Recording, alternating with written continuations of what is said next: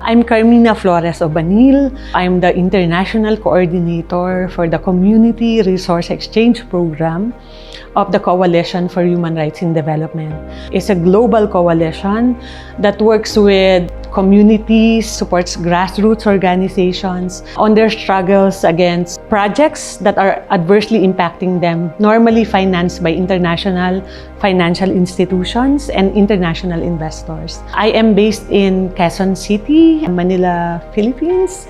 I have been with the coalition following different issues affecting marginalized communities.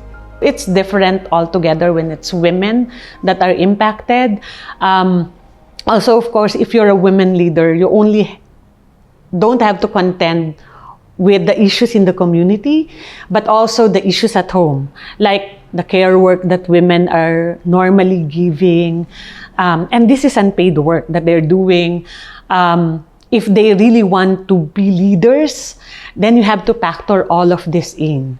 Women normally would need economic freedom as well, so that they are not too dependent on their husband and they can do the organizing work that they would need if they are facing struggles like this in their communities. So it's, in a way, multifaceted challenges if you're a woman, because you have more responsibilities at home, as a mother, as a wife, as a leader in the community.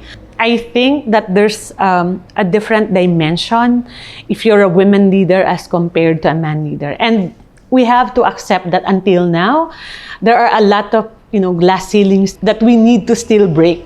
I'm Daryl Leyesa. I've been with the National Rural Women Coalition for the past 20 years now. I was one of the conveners of the first National Rural Women Congress. So I've been with rural women's rights advocacy for more than 20 years. Over the past century, there has been milestones in the recognition of women's rights in the region and in the country.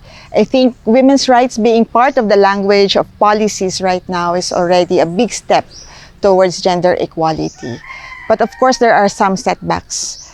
Also, since still at present, we are experiencing globally 1 out of 3 women experiencing violence, emotionally, sexually, physically, and even financially. So marginalization and subordination of women is still being experienced. So gender stereotypes are still there, and women are experiencing this every day, from the homes to the communities and even to the productive spheres of work. So we can see that women are still being delegated the unpaid care work.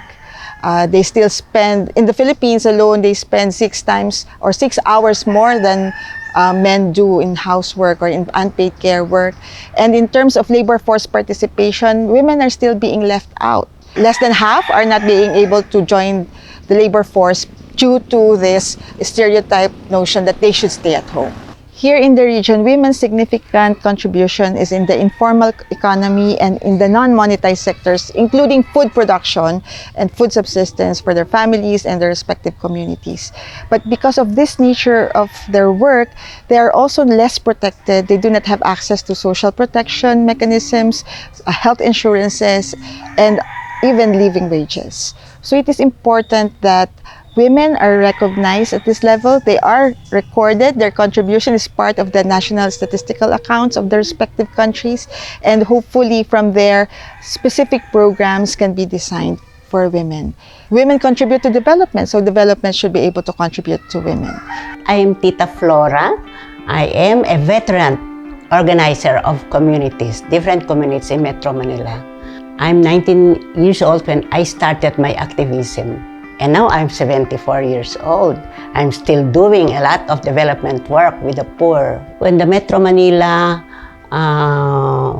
MMDA Development Authority started their clearing operation, massive clearing operation in Metro Manila, so the vendors came to us at our office and crying and asked our help, assistance. So I started doing that.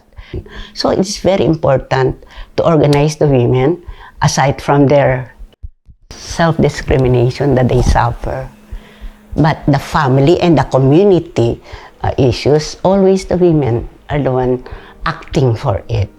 So the organizing of women's movement is important. My name is Jaybee Garganera. I'm the National Coordinator of Alianza Tigil Mina, ATM, translates to Alliance to Stop Mining here in the Philippines.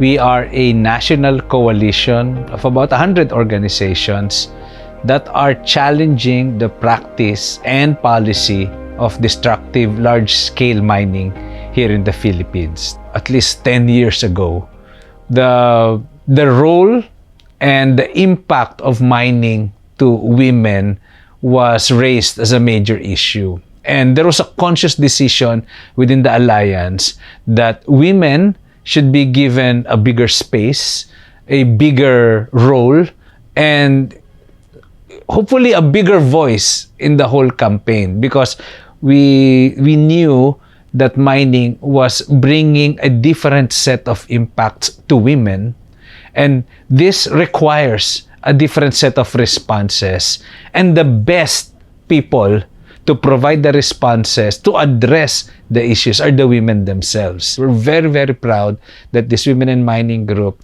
has made significant contribution in WAMA and in the Resisters platform. Wherever WAMA and Resisters will take their campaign on transition minerals, addressing gender-based violence, making sure that there is a safe space for women in the campaigns, in the office, or in the international events where environmental activists are meeting, we want to make sure that WAMA and Resisters pursue that. Violence against women is now recognized under the law as a human rights violation.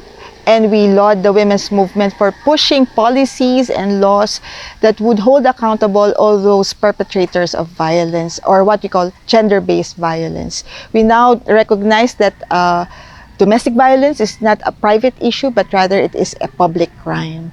For indigenous women, of course, we have emphasized that even if most of the tribal structures are men-dominated, we have emphasized that women's role in the indigenous communities should merit them to be part of the decision-making of the tribal councils. For informal workers in the rural areas, we have tried to organize them as well, so that they can negotiate for their rights in terms of social protection. We're pushing for the Magna Carta of workers in the informal economy in the Philippines, of which again would benefit greatly the women in the informal economy.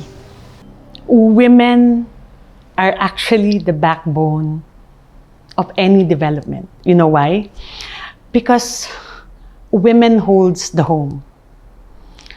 And they're not just holding the home. The home is where you always start. It's like the basic unit of society. When you talk of society, you talk of family. And when you talk of family, you will not talk of family and not talk of how a woman can shape it. And it's the same. They have the capacity to shape development. They know what they want. They know what they need. And it's often the most overlooked thing in the world. Given that they are the carers of the world, I think that if you want development to be really responsive to what the community needs, for example, you listen to the women, because the most basic need they would know. I think that they're like the basic building block when you talk about any development. And for an investor or an IFI to be really responsive, I think that one thing that they should consider, how would the project impact a woman or women in the communities?